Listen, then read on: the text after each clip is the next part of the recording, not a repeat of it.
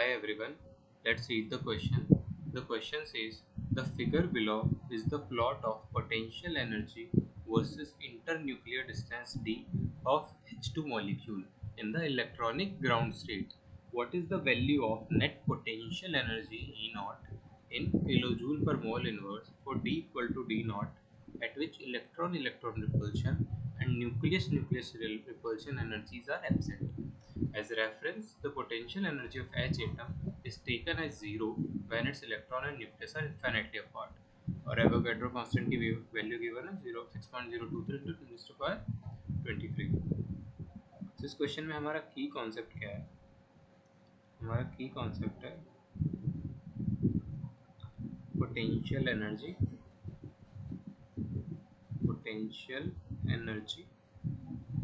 Interactions. तो अगर हम दो एटम्स बनाएं, लेट्स से ये एक एटम है और ये हमारा एक दूसरा एटम, ओके। सो अगर यहाँ से r डिस्टेंस, ये हमारा हो गया प्रोटॉन, वैसे सिमिलर यहाँ पे इलेक्ट्रॉन है, वैसे ही सिमिलरली यहाँ भी हमारा प्रोटॉन हो गया, ये r डिस्टेंस पे हमारा इलेक्ट्रॉन हो गया। तो at d equal to D naught, हमें क्या बोला है? न्यूक्लियस एंड इलेक्ट्रॉन रिपल्सन दोनों एब्सेंट है, कुछ भी प्रेजेंट नहीं है। तो हम पोटेंशियल एनर्जी डायरेक्टली हम दोनों के इंटरेक्शन से निकाल सकते हैं। तो हम पोटेंशियल एनर्जी डायरेक्टली लिख सकते हैं -k Q1 Q2 bye R, जो हमारा बेसिक पोटेंशियल एनर्जी का फॉर्मूला होता है। क्योंकि न्यूक्लियस में कोई इंटरेक्शन नहीं है, इलेक्ट्रॉन में इंटरेक्शन नहीं है, तो हमारा सिर्फ चार्जेस वाला इंटरेक्शन बचा है। तो अगर हम इसमें वैल्यूज़ पुट करें तो ये हो जाएगा 9 × 10⁻9 इंटू 1.6 इंटू 10⁻−19 होल स्क्वायर, क्योंकि हमारा H2 का आइटम है, डिवाइड बाय 0.529 इंटू 10⁻−10, जो हमारा ए नोट होता है 529 एक्स्ट्रॉन। तो इसमें वैल्यू पुट करेंगे तो हमारा आता है -4.355 इंटू 10⁻−21 किलोजूल। अब अगर हम एक मोल के लिए देखें, फॉर वन मोल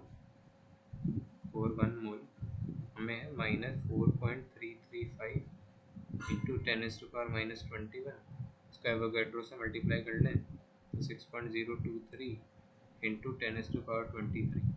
तो इससे क्या आता है?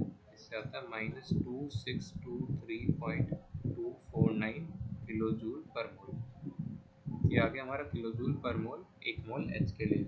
और हमारे एक H2 में 2 H एटम होते हैं, तो इसको अगर हम 2 से मल्टीप्लाई करते हैं हमारे इस वाले आंसर को, तो हमारा फाइनल आंसर हो जाएगा -5246.49 किलोजूल पर मोल। तो ये है हमारा फाइनल आंसर। तो इस क्वेश्चन में बेसिकली हमने क्या किया है, हमारे पास जो H2 एटम था उसमें एक H एटम हो गया, एक H एटम हो गया।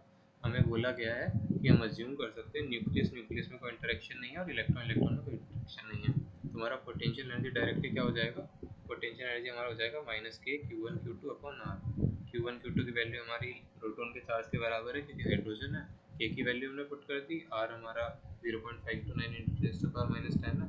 इससे हमारा आ गया एक H2 एटम में कितनी एनर्जी है, और हमें निकालना है एक H2 मोल। तो हमारा एक मोल के लिए इसको हम एवोगैड्रो नंबर से मल्टीप्लाई कर देंगे, उससे हमारा एक मोल का आ गया। और हमको एक H2 में 2 H होते हैं, तो हम उसको 2 से मल्टीप्लाई कर देंगे तो हमारा आ गया answer 0.5 -5246.49 kilojoule per mole. Hope you understood it.